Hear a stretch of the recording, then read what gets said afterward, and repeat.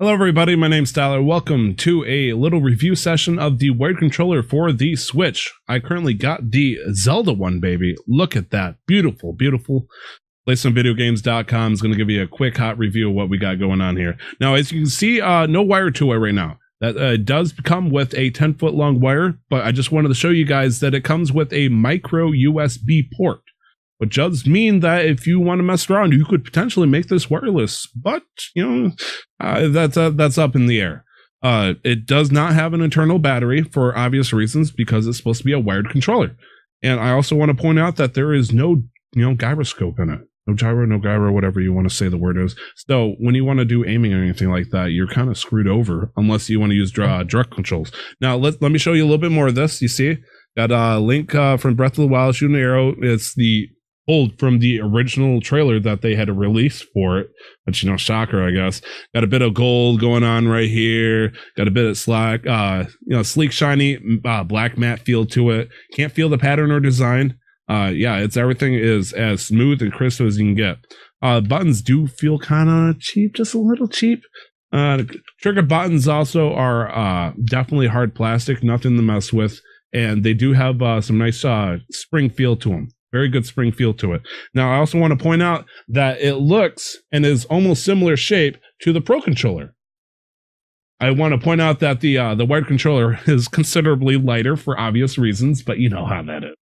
So, played it, had a good feel with it, enjoyed it, and I gave it a shot in a couple of games. And let me show you what I think. Now, testing the controller out over in Legend of Zelda Breath of the Wild, I noticed a few things. As stated before, there is no gyro in here. So when I come to doing stuff like aiming, I can move the controller up and down, left and right, absolutely nothing. Which means, I got to play strictly with, analog controls. Not necessarily a bad thing, but it's definitely noticeable when you want to, say, take a picture. You can't move controller up and down. You got to do strictly aiming. Now, I'm starting to notice I kind of appreciate that, just a little bit, but it is going to be a potential problem when you play other games. Like, for example, when you're playing something like, say, Splatoon, and you're really focused on the gyroscope, or, using the motion controls, you can't do anything. You can't aim up or down, and you're forced to, switch over. Now, you can play like this the entire time if you really wanted to, but, I mean, do you guys really want to play, strictly, analog controls? No. Honestly, the analog controls on Splatoon is almost, crazy, insane the thing. And you'd be forced to be playing something like, the rollers or whatnot. And as an added addendum, I'd like to point out that it was tested out for Mario Kart 8, baby, and it feels and does great work. I let my fiance try it around while I was playing with the Pro Controller, and whether or not I gave her extra skill or if it was plain luck, or maybe she's just better, she smoked me. So maybe this is the edge you need. I also want to point out that the impress of the thumbsticks you can see has a good feel to it. Has a nice little extra groove that digs in a little bit.